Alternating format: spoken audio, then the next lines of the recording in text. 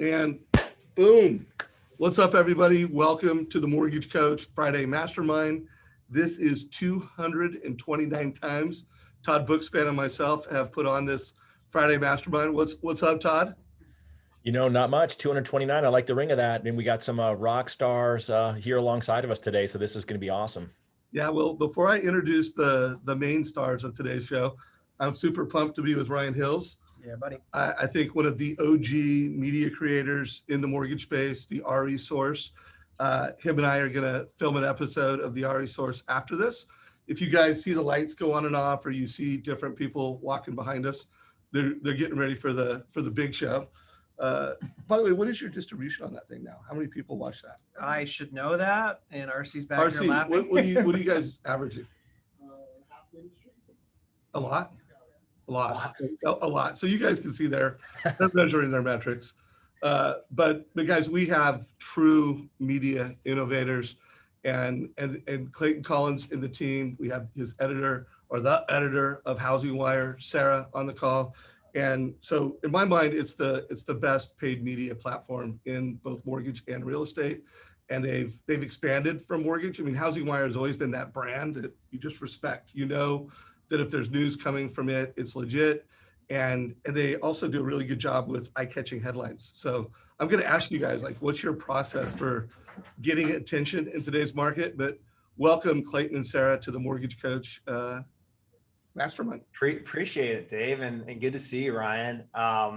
Yeah, so I'll let Sarah talk about the process, but just like on the Housing Wire history and brand, I mean, the founders, Paul Jackson and Richard Bittner. I mean, Paul was like blogging at night in 2006 and 2007, and his wife said, "You can't work full time and blog at night. Pick one." And he picked the one without an income, and I think that came as a surprise to his wife, but it turned out to be a great decision. He made some good decisions early on, hiring professional journalists with backgrounds from some of the larger New York and globally based financial media companies to build a beat in the housing space, and with the ambition of connecting real estate loan origination, servicing, and capital markets. And there's a lot of places you can go for distinct news in those categories and distinct information. But the Housing Wire mission was, hey, housing professionals need to see the whole picture.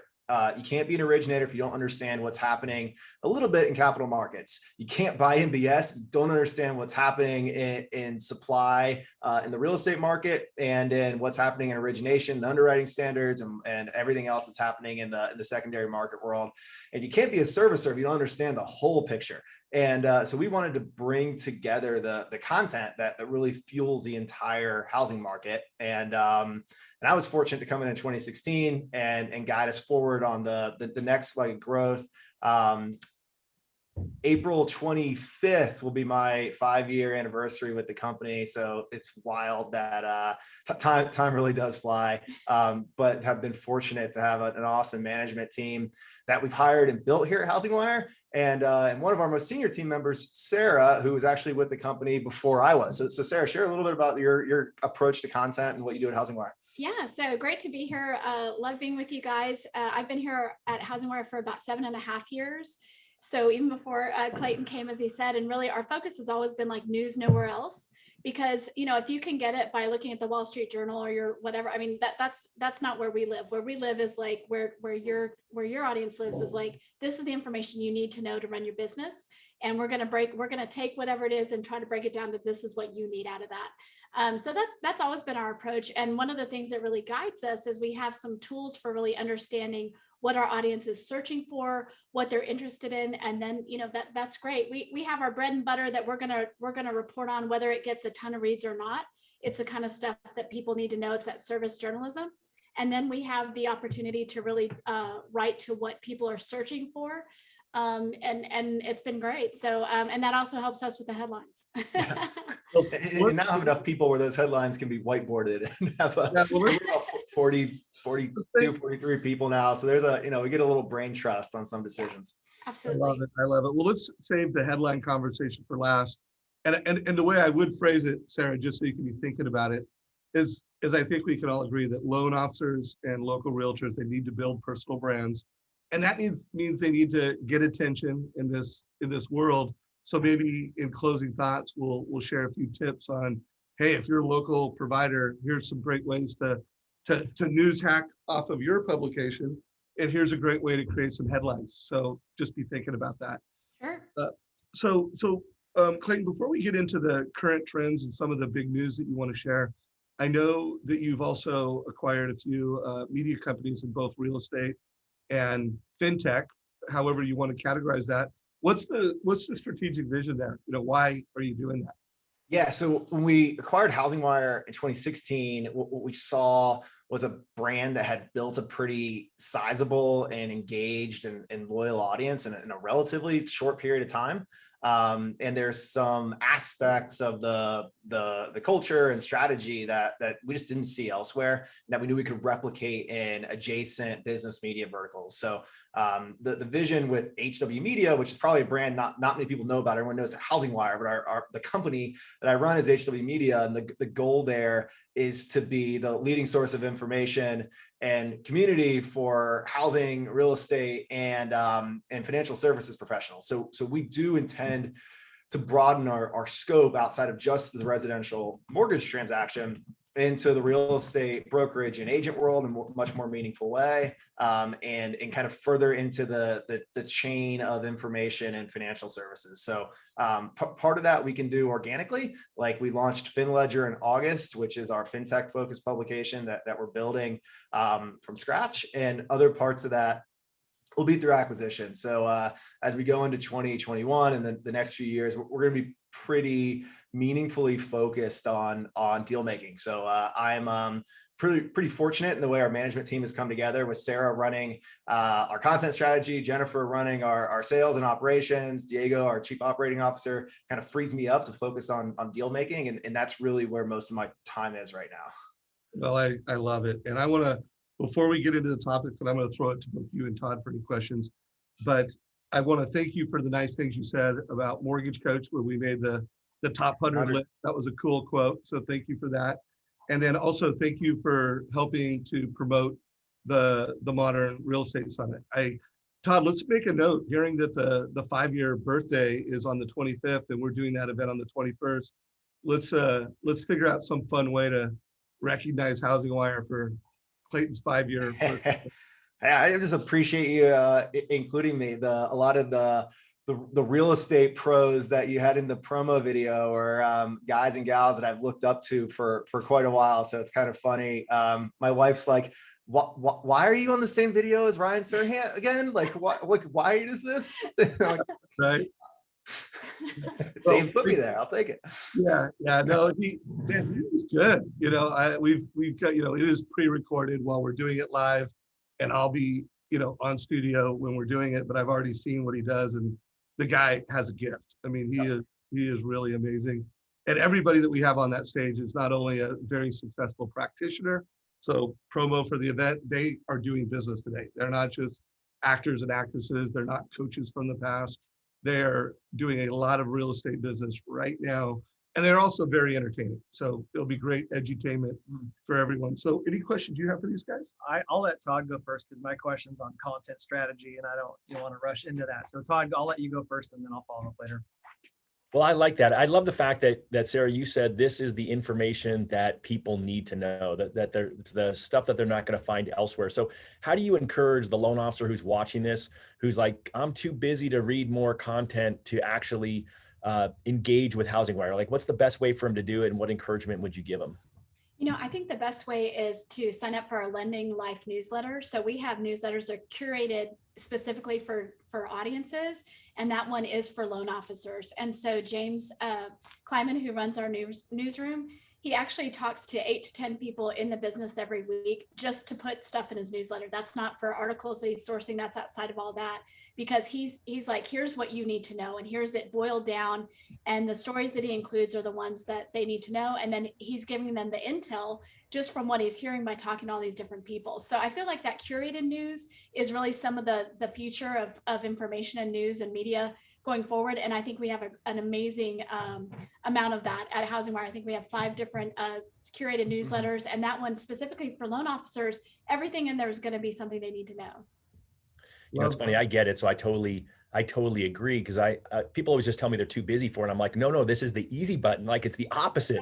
It's what's going to get there. What other newsletter of yours would you recommend they subscribe to so that they're a little more in the know when they're conversing with their clients and their real estate partners? You know, I think Open House is ours for realtors. And I think that's a really great one because they work together so closely. We have one for closing and title. We have one for valuations, but I feel like the Open House newsletter, if you're a loan officer, those two roles work together so well. I think that information would also be really helpful.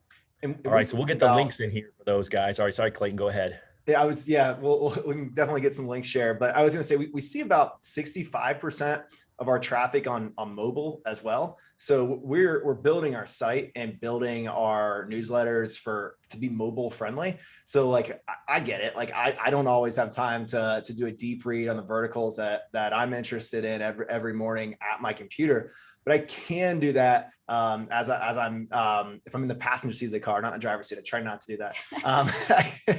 But I can do that on my phone as I'm going about my life. And so we really are thinking about the audiences that we serve and like creating content in the right way that meets their life. So we know our daily update newsletter is like primarily focused for a lot of the corporate and executive roles in the industry who might spend more time at their desk and on a PC or laptop and can go deeper. But our tip of the spear audiences are originators and real estate agents that we know are hustling and grinding and out in their cars and out on the street every day, and masked up during COVID or whatever.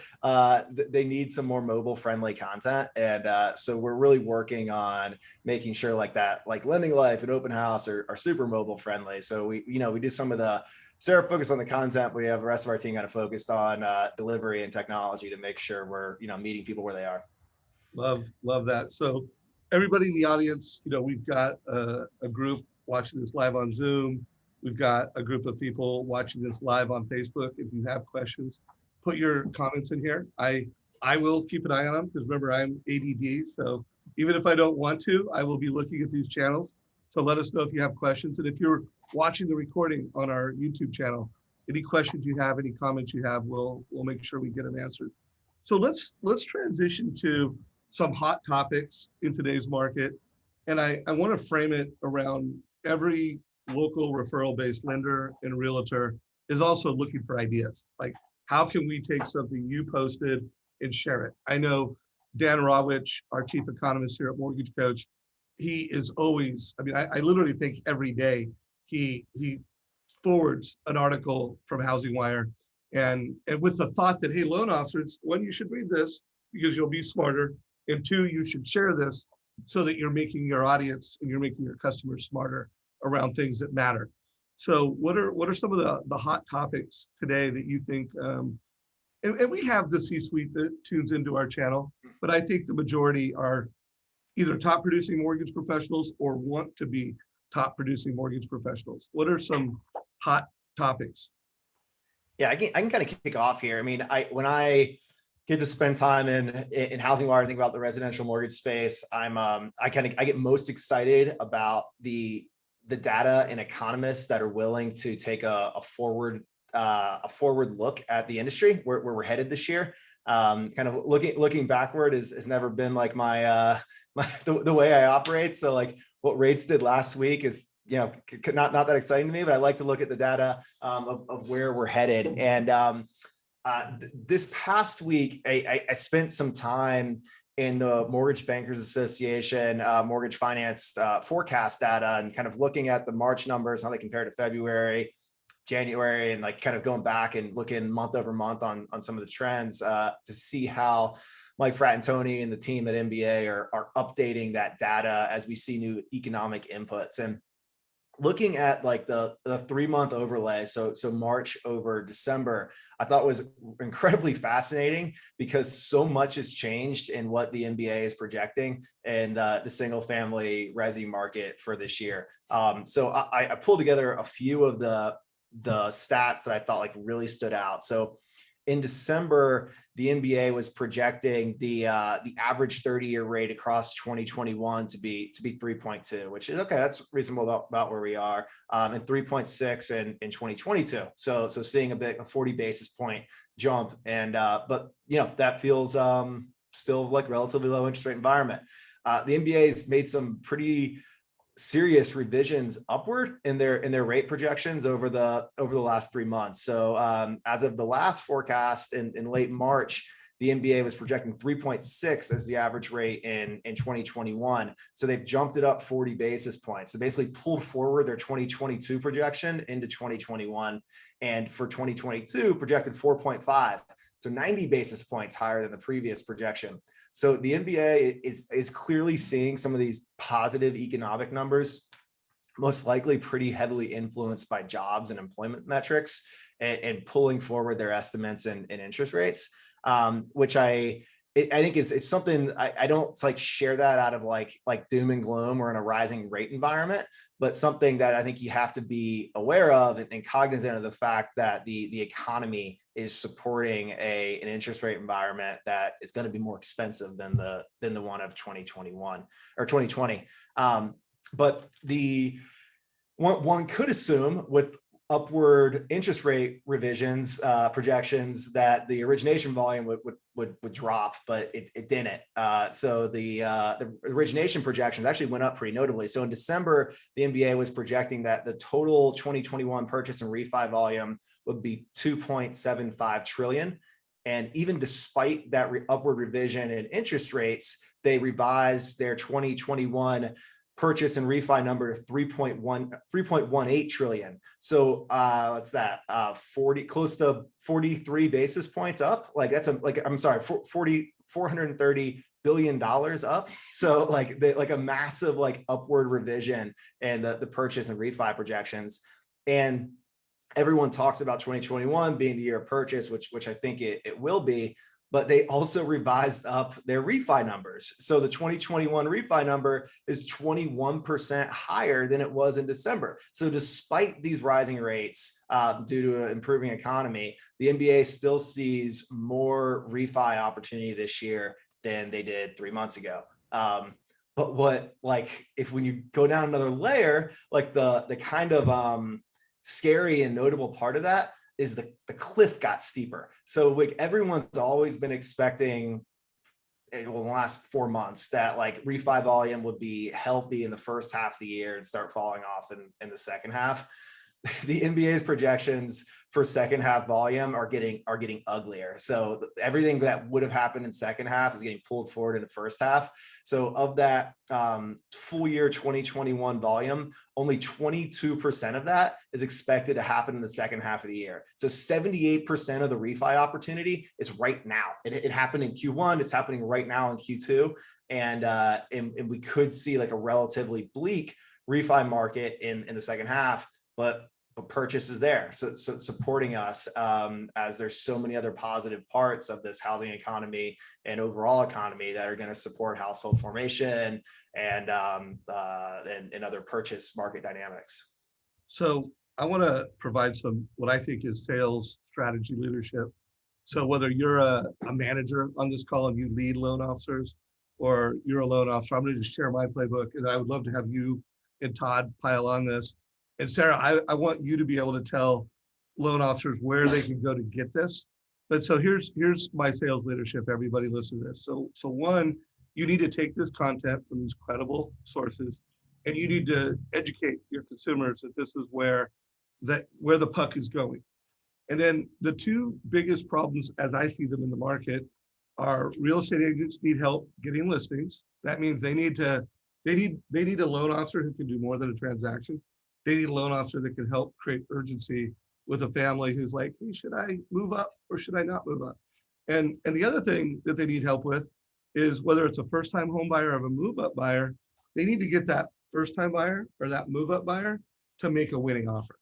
They need to have a lot of urgency that, we don't kind of want to buy this house. We want to buy this house so bad that we're going to pay more than what it's listing for. And we're going to not only pay more than what it's listing for, we're going to win. We're going to win this house. So an idea for everyone listening to this is if you're using a mortgage coach move up analysis, or you're using a total cost analysis, we call it a cost of waiting. You ask the family, what do you think is going to happen with values? They probably think they're going to go up. And I personally don't know any sources that are saying that values are flat or they're going down. So You're not listening to the housing market bubble boys who think this is all going to crash in the next 60 days? yeah, but loan officers, I don't want you to sell that. I want you to just family, what do you think it's doing? And let the family tell you what they think it's doing. And if they are in a bubble, different conversation, but, or if they think it's going to be a bubble, but, oh, you think values are going to continue to go up? Okay. Program A is buy now. Program B is, oh, you think they're going to go up this much? In a mortgage coach, you can put the appreciation. And what is everybody saying is going to happen to rates? Oh, they're going to go up. Oh, okay. They're going to go up. So now you either show the family option A and option B. And let's say you just, to be conservative, let's do option A, and option B is rates are going up, values are going up, worst case scenario. And program 3 is one of the two go up. So you help that family get clarity and confidence based off of their assumptions. How bad do they really want to buy, and buy now and when? And you do the same thing with the seller. Like, let's face it, one of the biggest obstacles to getting a move-up buyer to sell their home is they're like, well, now I got to go in the market and buy a home. So if you, as a loan officer, take families, go beyond pre-approval, go beyond transaction, and start helping that family vision cast what it looks like for them. That's what you need to do. So mortgage coach community, if you don't know how to do these things, we train on this every day of the week. If you're new, we train on Mondays. If you're a white belt and you want to become a black belt, every Wednesday at 11, we train on that. Todd, any sales leadership you want to bring? And then let's have you throw a few ideas. Well, I mean, Clayton just told you what the playbook is, right? I'm a little nervous because I don't want you guys to stop calling your real estate agents, right? I mean, this is the season you've got to go after real estate agents. However, Clayton just told you all your refinances are going to be this quarter, not the rest of the year. And so you've got to look at your database. Who didn't you get taken care of? So I think there's definitely an immediate need there from a refinance perspective. You might as well feed your family, but don't do it at the expense of your real estate agents, right? You've got to have time scheduled into your calendar to make sure that you're doing that. And then I think the other, kind of thought that I had, Dave, really goes to reinforce what you just said. You've got to be that person that's helping your realtors get their clients across the finish line. And that's kind of what I'm most excited about the Modern Real Estate Summit, is the fact that we've got so many of those top people preparing their best scripts for what they're telling their clients, what they're telling their buyers and their sellers to be prepared for it. I think that's probably going to be part of the magic and the gold that comes out of the event. Yeah, well, one thing I want to pile on, then it's your turn. It's not a course correction, but like we kicked this off, we said, all the speakers are going to talk about this transition that's taking place, which is basically media and tech. You need to have a brand, you need to use tech, but we are getting scripts from all the top speakers on exactly what are they saying to get a family to list their home in today's market. And trust me, there's a difference between a top performing elite real estate agent and how they have that conversation versus someone that's not. And we're also having all of them do a script on how are they getting buyers to make winning offers. So know that at that summit, it's not only high level, how to do video, how to build brand, how to use technology. It's going to be very tactical scripts and strategies to do that. Anything you want to ask or say, Ryan? Yeah, I think, first of all, Clayton, I'm looking at both those projections as well. They sit on my desk every day. And so the good news, to your point, is both were revised up, purchase and refi. Purchase at 1.6 trillion was revised up, and refi at 1.5 trillion, revised up. 16% increase in purchase business. So the challenge this year, in my opinion, is lenders were kind of got out of shape professionally. We're forced to be in shape on the fulfillment side just because origination, kind of raining down from the heavens type thing. And so we were forced to get in shape when it comes to fulfillment, right? Like we all kind of got better out of necessity, but we kind of fell out of shape in terms of origination. As the pie shrinks, even though it's those numbers, to Clayton's point, are revised up, the pie is shrinking, and we're a little bit out of shape in terms of originating and actually selling because we didn't have to use those muscles. And so the muscle memory's kind of forgotten over the years. And to Dave's point, like it's going to be imperative this year and even next year, if you look at the provision or the projections in 2022, 2023, that you're actually leveraging sales strategies. Again, we were over here fulfilling as much as we could, and that's what we should have been doing last year. Moving forward, it's going to be so important that you, as the pie shrinks, and we all fight for the same smaller piece of pie, if you're not leveraging Mortgage Coach and the sales strategies that are going to be talked about in the Modern Mortgage and Real Estate Summit, like you might be losing market share when the rest of us are trying to steal market share moving forward. So I hope that makes sense. It's just a different skill set. We've got to flex new muscles. We got to have to kind of wake them up a little bit and be like, oh yeah, this is what it used to feel like to sell. But that's going to be the pivot and the challenge moving forward, in my opinion. And one analogy I'd give everybody listening to this, I mean, the goal is always to make the next year better than the last year. I think we will look back on 2020 and say that was a year that changed the world. Digital transition accelerated, everything accelerated. And so the goal, if you're local, referral-based, lender or loan officer, to make the next decade better. And you're running a race. And the choice is, do I run the race uphill with the wind at my face? Don't build brand, don't use tech, don't be an advisor. Or do I run that race downhill with the wind at my back? And that is, you're an advisor and you're building a brand. So Sarah, anything you want to add to that? And then also I would love to know, you kind of heard us all talk, where all the gold is in your platform, and how you think originators can best get value from your platform. What are your thoughts? I think one thing that we see that's so interesting, so we have a whole section called Real Estate Enthusiasts. And really what that is, it's a consumer facing section on HousingWire. It's not our bread and butter, but it just came up kind of organically, and then someone wanted to sponsor us. So we're like, sure. The great thing about that is not only is there a ton of shareable content on there for the people, for your loan officers to share out. So those are very consumer facing articles. Here's how you know you're ready to buy a home, whatever. But it also lets us see who's searching what at the consumer level. And because we've been in this business so long too, we have a great domain authority on certain things. And so one of the things that we see, and the reason that Clayton made that joke, is the amount of search that people are doing over housing crash is unbelievable. And that's because people get their news from social media. And the people who are loudest on social media is like, interest rates are going up, these are unsustainable prices, and there's just so much panic out there. Meanwhile, we're sitting here going, the demand, the demographics are telling a completely different story. Our lead analyst is Logan Motoshami. That's kind of his bread and butter to really talk about demographics. And we're entering the best demographic period for housing that we've ever had, because we have the largest cohort, which is the millennials, becoming that magic age where they want to buy a house. And so whether we're going to have mortgage rates go up to 5% in the next 2 years or by the end of this year or whatever, it's going to sustain that because people need a place to live. And so I think that's really important when you think about loan officers talking to people and being that advisor, is to really help them understand how all these different things come together. And to your point, putting together a winning offer, that's really challenging in some areas. You're going above that appraisal.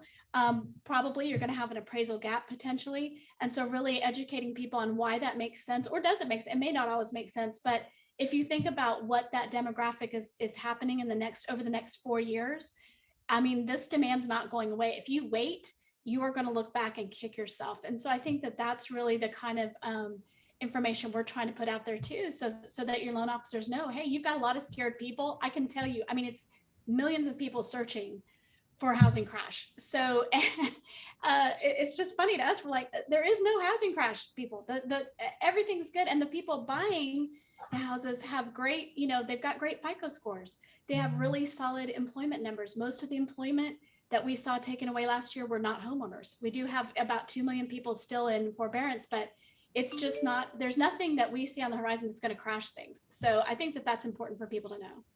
And like to put a little one metric that I thought was super powerful behind that is an article that one of our journalists, Tim Glaze, covered this week. There's 2.5 million new households projected to be formed in 2021. That's 2.5 million first-time home buyers coming into the market.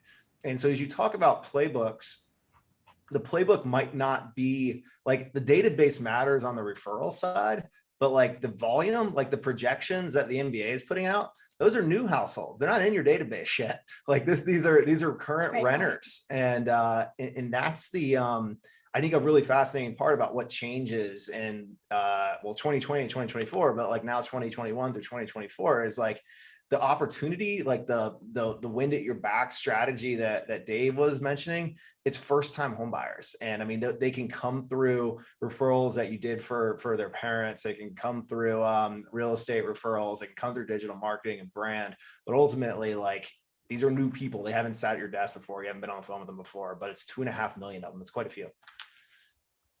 Sarah, you gave the originator something I hope they picked up, which is this is the content that we need to be producing right now, which you talked about. There's so many people searching for housing crash, and I love that you're measuring that and then you build content around that. So smart, brilliant. But I also think there's an organic piece to that, because I lived through that just like all of you guys did, right? I was in the business before and after. And so there's a scar that I have, and I'm in this business every day. I produce content myself. I have to fight that feeling of, this seems familiar to me. Even if I don't search it, I lived it. And so it seems like, wait, this kind of seems eerily familiar to me, and I have to fight. And that's why Logan and Housing Wire are so important. They can go, hey guys, I get it. It does seem familiar. Like things were going up. And then we saw that crash. And then Logan does such a great job showing all the metrics as to, hey, it's not the same. So some of that, I believe, is organic feeling of, I touched that stove back in 06. It was hot. I don't want to touch that stove again type thing, right? But that's as advisors, that's the content we have to produce and leverage Logan's metrics or Housing Wire to go, look guys, yes, human nature, I totally get it. This seems familiar. It's not the same thing. Let me tell you why. Well, and those millennials, they lived through it as kids. They might have seen their parents lose wealth there or whatever. So they've got some scars there too. So you're doing it on both ends. People need that information. Yeah. I mean, I think some of the first time home buyers have the deepest scars. You think about like these 31-year-olds, they were, freshmen, 8th grade, like when this hit, a lot of them saw their parents get hit. And I saw my parents get hit while I was in college. That was ugly. And so like the scars are deep inside with these first time home buyers. So even though they weren't professionals, they didn't own homes at the time, they saw it from potentially an even scarier vantage point, which makes education even more powerful. So guys, we laid one strategy. Make sure everybody understands what's going to happen to rates. Make sure you're helping families in a personal way. You're not there to sell them.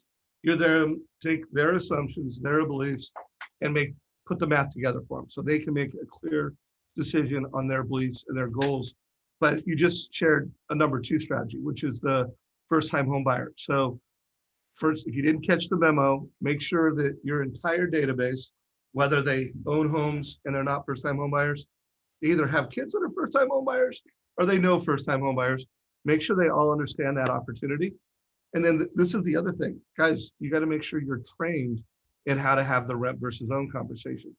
If you are a new loan officer and you're tuning into this, the 2 best scripts I know for new loan officers is when you put together that list of the 100 people that you're going to invite to your wedding, because you don't have a past customer database, and you call them. You don't call them and say, hey, I'm in the mortgage business. Do you or someone you know want to buy a home? I mean, that's good because you call them. So that's good. But if you really want to kill it, you call them up because they know you, they love you. And you say, hey, I need some help. If they're a renter, you say, you know what, would you do me a favor? I need to practice doing a rent versus own analysis. And then just ask them the questions. They'll play the game. You practice. And so 2 things happen. One, it's a better script, because they'll give you all their data. This is what I'm paying in rent. These are my goals. You're practicing. Some of them will turn into move-ups. But the good thing is, guys, you'll do reps. You'll get good at having that conversation. And then you call all your homeowners and you're going to invite them to your wedding and you go, hey, do you mind if I practice the move-up analysis with you? So if you're new and you heard that, you just got some good news, data, facts, from a very authoritative source, really well packaged content, and then practice. If you have not done 100 rent versus own analysis, you're behind the game. Like it's a rush to get to that level. Anything you want to add to that?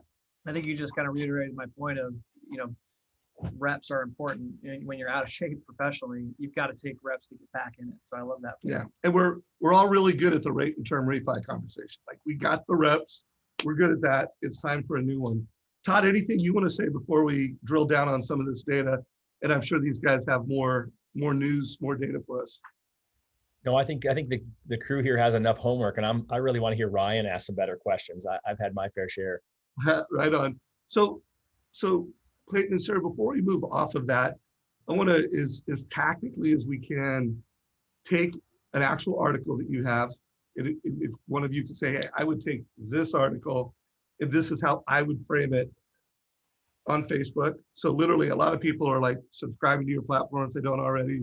For all the folks that do subscribe, they're like, you're going to tell them where a little nugget of gold is, and they can do a post literally today.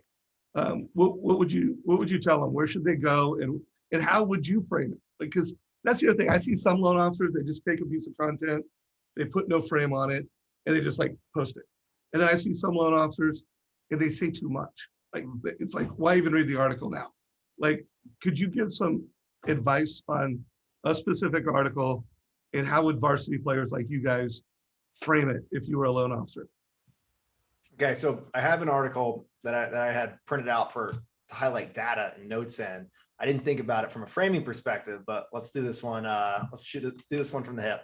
And Todd, if you don't mind searching this one, it might be able to drop in the chat. But the article's titled "Home Sellers Are Feeling Good About 2021." And it is about the Fannie Mae's Home Purchase Sentiment Index, the article that we published on the 7th. Is that yesterday? Yeah, or 2 days ago. 2 days ago. 2 days ago. Okay. So the article goes in and kind of starts off positioning 2021 as a seller's market. The sellers are confident. You know, that's not always like what a first-time home buyer wants to hear. It's a seller's market. But you go a little bit deeper and read into the Fannie Mae Home Purchase Sentiment Index and learn that index is actually a composite of consumer confidence to sell or buy a home. So this is really an index about how confident consumers are in the overall housing market, not if it's a seller's market or a buyer's market, but overall in the overall housing market. And consumer sentiment matters is because consumers drive demand, and sentiment is often a leading indicator of the lagging indicator that is jobs and economic numbers. Like consumers know if their job is at risk or they've lost it before nationals, people have aggregated at a national level to tell you about last month's jobs numbers. So sentiment matters. It's often a leading indicator. So this article goes into that consumer confidence to buy or sell home increased in March, 5.5 points to 81.7. So we're looking at one of the highest housing market confidence numbers of all times, almost 82%. So let's break that down. I think that's what a key stat that people need to focus in on from a positioning perspective. So I might lean on you a little bit for framing here, but I'm thinking like you're on the edge about moving from being a renter to a buyer, and you don't have the confidence, but the rest of the market does. So let's take a look at like some data points from Fannie Mae, the leading secondary market player in the mortgage industry. Maybe we don't say secondary market, so this is consumer facing, but the Fannie Mae numbers are showing that housing market confidence is at an all-time high. And the why behind this. So the why is because jobs are coming back at a record pace. There's more homeowners entering the first-time home buyer age than ever before. And let's find one more nugget here. And interest rates are still at 30-year historic lows. So we won't focus on the fact that they're a little bit higher than they were 3 months ago, but we're still at like historic all-time lows.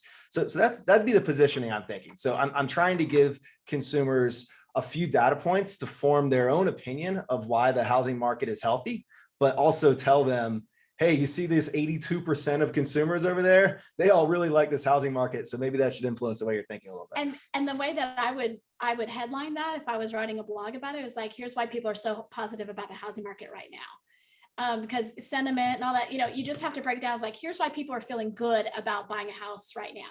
Here's why people are feeling great about jumping into the housing market right now. Here's why, and that kind of language really helps people to narrow it down. Like, oh, I want to feel good. Why are people feeling good about jumping in the housing market? Really getting down to that consumer level, and just think about, what would your mom want to read? What would your sister want to read, or your brother, whatever? I think that's the thing to sort of get it down to, what is it that they're actually feeling? They're actually uncomfortable. They want to know, to Clayton's point, a bunch of other people feel positive. So you're not crazy for thinking about jumping in right now. That's actually a great idea. So I love it. I love it. Well, hey, in a minute, I'm gonna put both you and Todd on the spot. Like, how would you frame it? I'm not gonna give you an idea, but guys, I am gonna give you a book that I'm reading right now. It's called Hook Point. And the hook, by the way, the headline for the book is How to Stand Out in a 3-Second World. Like, boom, it had me. And it's by Brendan Kane. I'm an audiobook guy. So as everybody knows, I'm ADD and dyslexic. So I'm especially gifted. But I'm listening to the audiobook. It's really, really good. Check it out. And I haven't got to the framework yet. Like, I'm about an hour and a half to 2 hours into the book, but they're going to give me a framework to upgrade how I create headlines. So, and Sarah, we're going to come back to you in a minute. And I do want to hear, like, how do you think through headline creation in a minute? But do you have any ideas on how you would frame that? Yeah, I mean, our blueprint, it's, you can watch the RE source. I mean, Housing Wire made our job easier, to be honest. We were, I remember a day before Housing Wire and then after, and they have so much great content, writers, and Logan, who's been on the show. If you're wondering, and there's a lot of pressure, like, I got to create content. You really don't. You have to leverage other great content, and maybe to kind of like Clayton was trying to show you, throw your 2 cents in there, add some color to it, maybe, leave it with a cliffhanging question to start the conversation. So if you want to know how to leverage a great story like a Housing Wire, go to the RE source. We'll show you exactly how to do it in a 3 or 4 minute frame. And we went through Amplify together. Renee Rodriguez calls it frame message tie down. It's a really easy way to do what Clayton was talking about. But I'm telling you guys, that take the pressure off. You don't have to create content out of thin air. We've done it for 10 years, leveraging great people and always pointing traffic back to Housing Wire, whoever the source is. But we were talking about it in Clubhouse, and somebody asked me, and we get the question all the time when we travel, like, how do you create content? We've done it over a decade. How do you not run out of content, which is going to be my question for Sarah. But it really is just having great points of data and lights from different sources. And that's why I say Housing Wire made our job easier, because before that, I would take in 15 to 20 sources starting on Monday. And by Friday, I would know what the market's talking about, what's relevant. And then on Friday, we would write and shoot and film something that was hopefully relevant to the industry, typically leveraging great writers that are like at Housing Wire. So the pressure is, you don't have to come up with something out of thin air. It's okay to leverage other people's work, give them credit for it, right? Point traffic back to that source and add your color to it. It's really not that hard. It's symbiotic, right? If we can reach every mortgage professional in the industry and help them be better, like, our goals are achieved. Like, my business looks amazing. I don't need to reach the consumer. If we can give you ideas and content to connect with the consumer, like, then everything is working the way it is. So Ryan, I love that kind of like symbiotic positioning that you use there. And that's, I mean, in Clubhouse, I said, that's how the news works. Guess what? One news outlet breaks the story. That's the first person, they originated here. 1,000 other news outlets kind of talk about it. So you don't have to feel bad about leveraging the content. Again, give credit, back to the source, but that's how the news works. Not every news outlet broke a story about whatever. They're saying this thing happened, and then they're going to cover it. They're going to add their color to it. So again, thanks to Housing Wire for making our job easier, because I can go to that source and find several great writers with relevant content. So that's what I do. If you have any questions about how we do it, you can kind of watch how we do it and make it your own. So one thought that I always do when I do it, and what I recommend to local providers, is localize it and personalize it. So anything you could do, because you want to be that local leader, and then you're a human being. You have a way that you think, it's your personality, personalize it with your vocabulary, with your words, with your attitude, and you'll kill it. Todd, anything you want to say from a framing perspective, how you might take this article and personalize, localize, and talk Todd Bookspanize it? Well, I'm just going to steal what you guys just said. I'm going to put a cliffhanger question on it, like what housing bubble, and then I'm going to personalize it to my market, which is Phoenix, Arizona, which got crushed, and add something to it. Here's some credible data on why the housing market here is thriving. Boom. Love, love, love. So coming back to you, Sarah, first of all, if you want to add on to anything that we said, feel free. But I would love to know, just real quick, we don't want to steal all of your intellectual property, but like, how do you think through, okay, here's some news, here's a headline. I would just love a high level how you do that.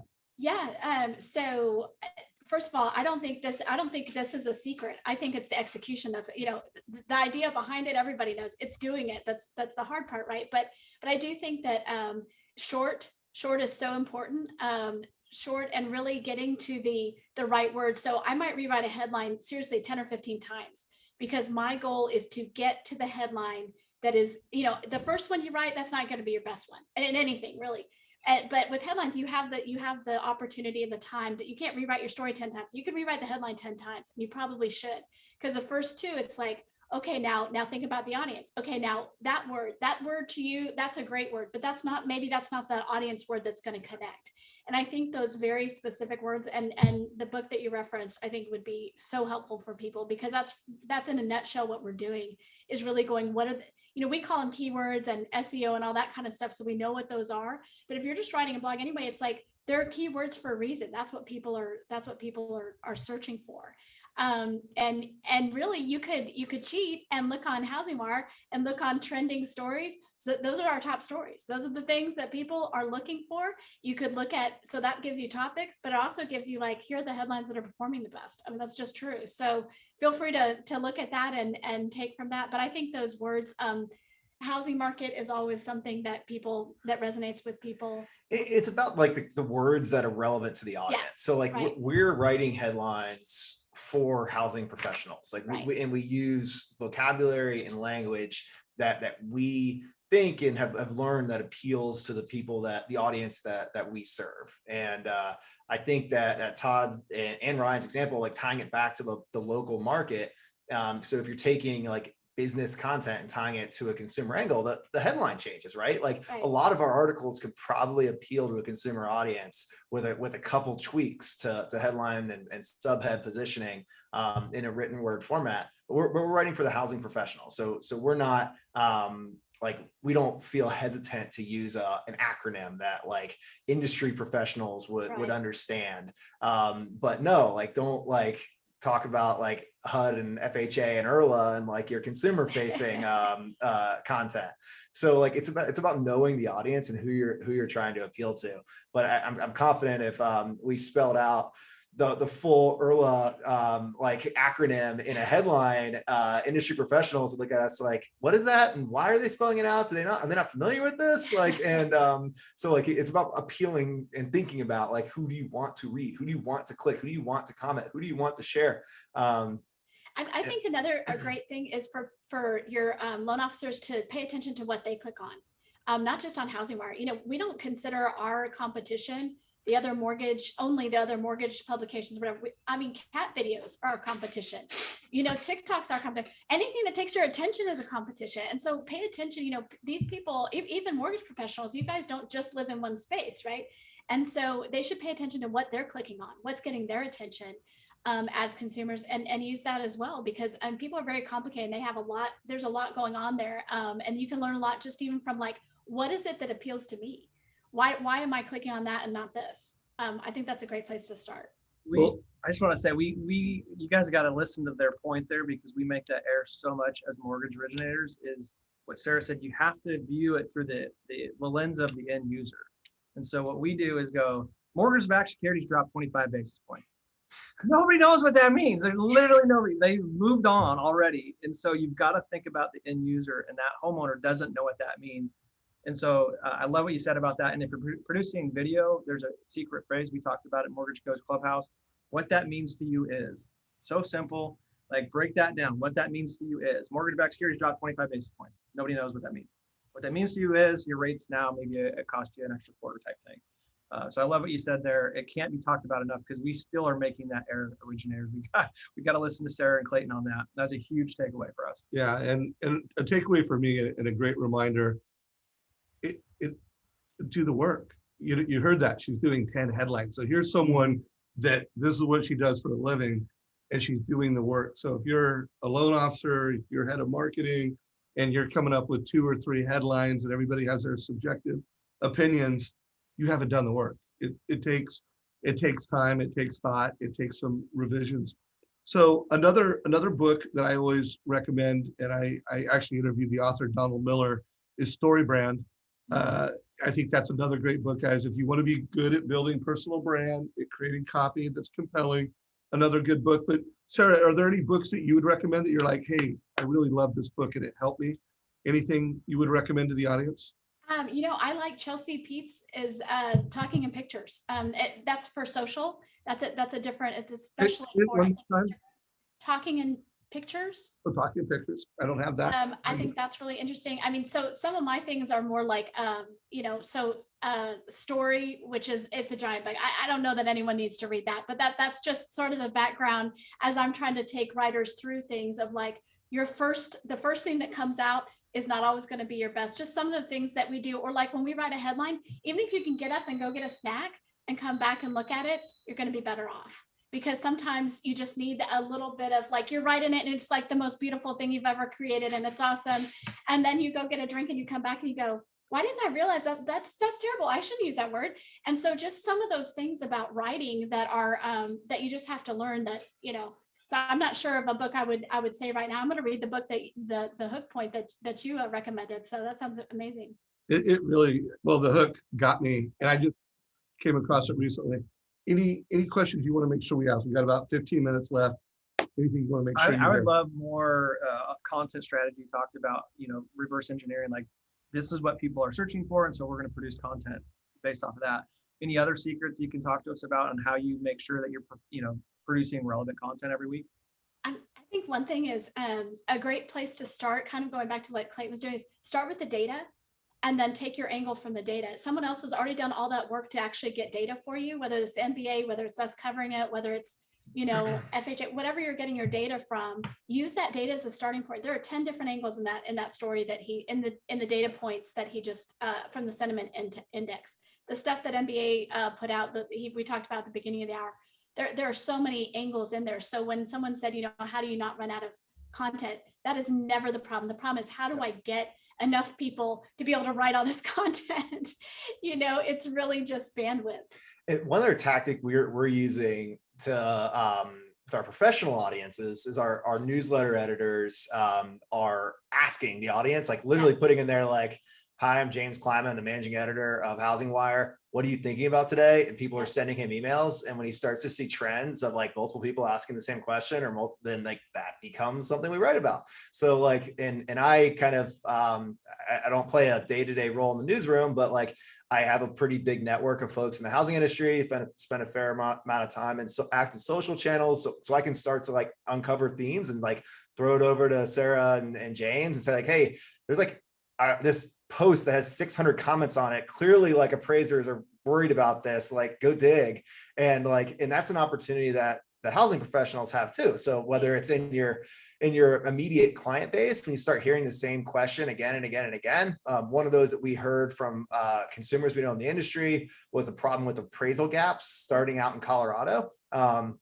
So that Denver market started seeing appraisal gaps probably 6 months before other parts of the country did.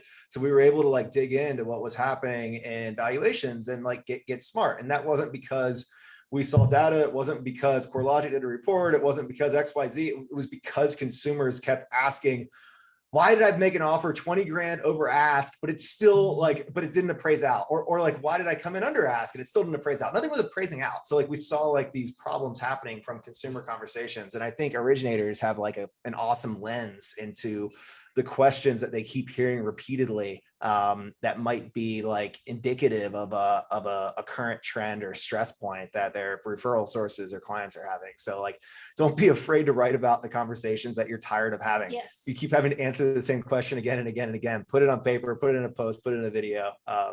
And write it the next month too, because that same person who read it a month ago is not reading it right now. I mean, that's the other thing is that like, you can't expect that, oh, I wrote about that 3 months ago. I bet everyone read that. No, they didn't. You have a completely different audience now. Even for us, it's like, I don't expect, even if you're a regular reader, you didn't read everything we've written.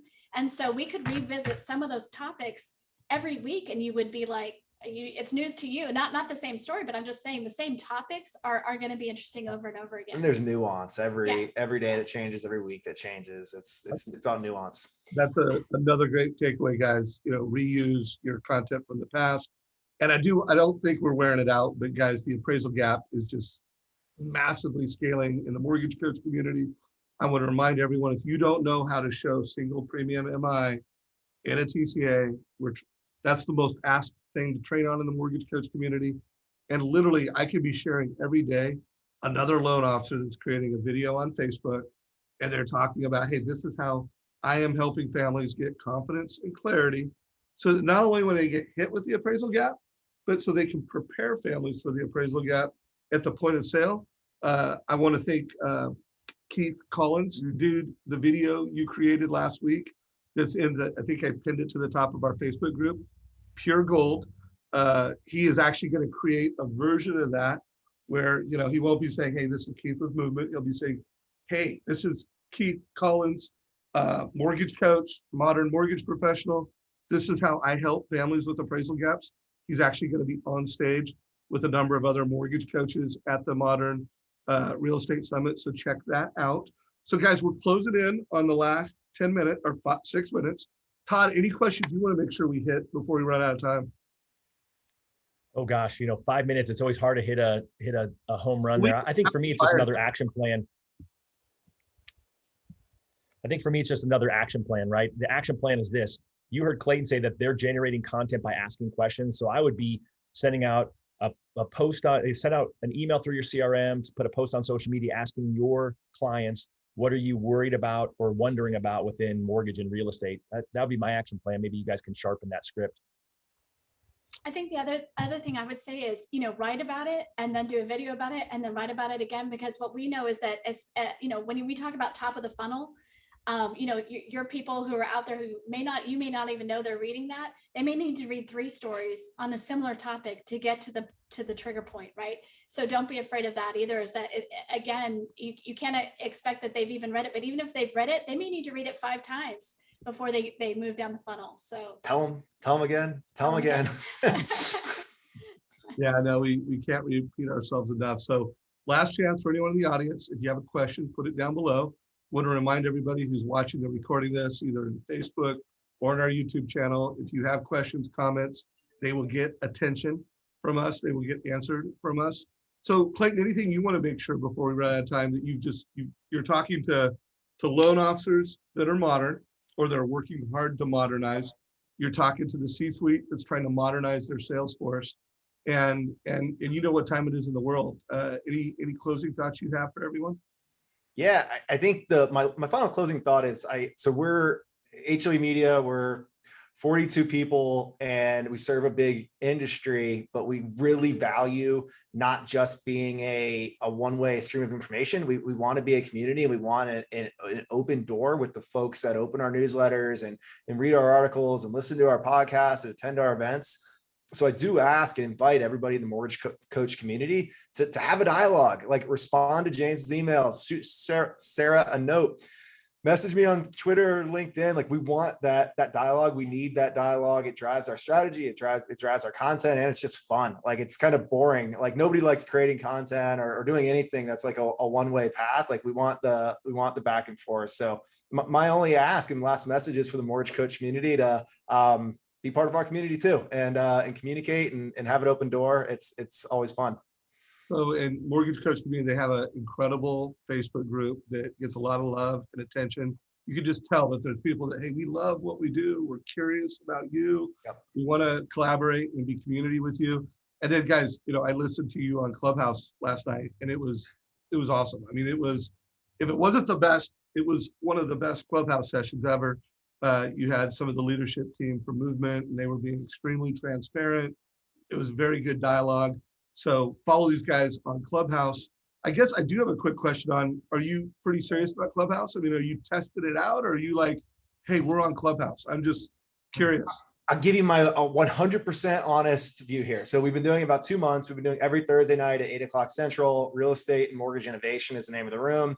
We've had different software execs on, different lending execs, appraisal execs, and just talking every week a little bit about some of the technology innovation and change that we're seeing in housing.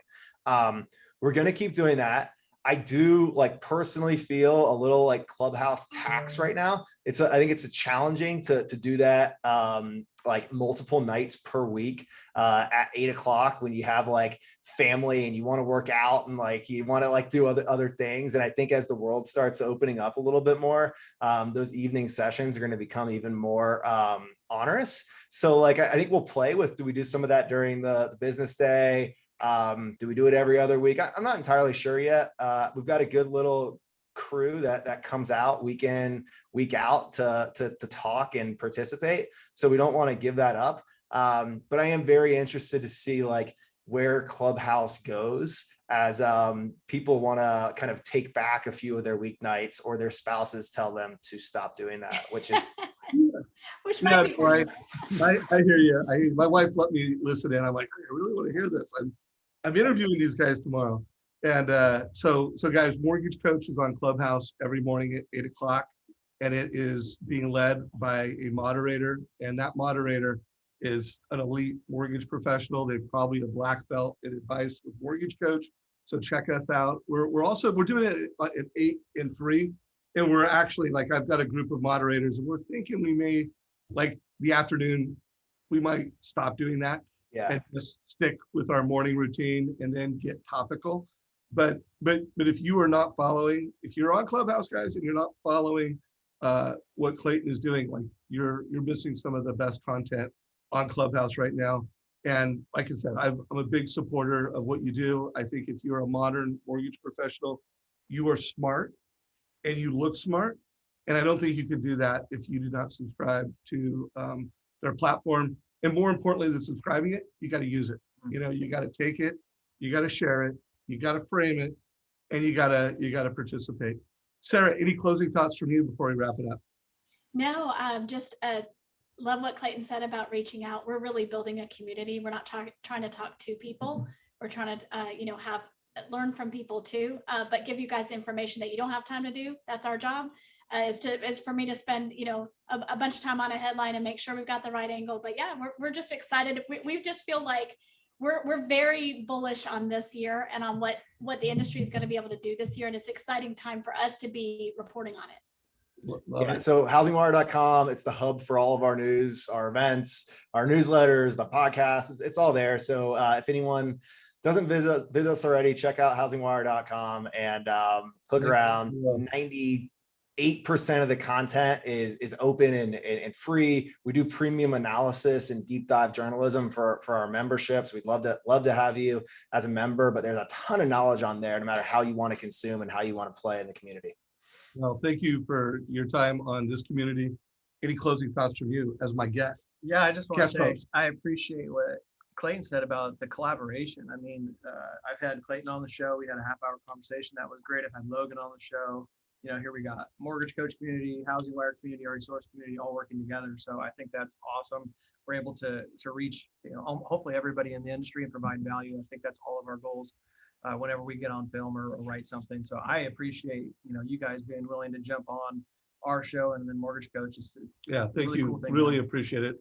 Because you have such a big respected platform and just how cool you guys are and coming in and giving love in ours. I appreciate it. Todd, close it out, brother. My job is to get you guys to take action, right? You just sat through an hour of fire hose on how to repurpose content, how to write headlines, how to come up with ideas. And It's great that you were here, but if you don't actually do something with it, then it was not the best use of your time. And it's easy, right? We put the article link in Facebook, also in Zoom. Let's share that one today. Love to see a bunch of people do that and get some response, right? Get your business going. I'm grateful too for you, Clayton and Sarah, for being here. And of course, Ryan, anytime I get to be face-to-face with you is always fun. And of course, my bro, Dave, it's just another Friday, but this was a superstar cast and was really glad to have you guys all here. All right. Take care, everybody. Have an awesome day. This call's a wrap.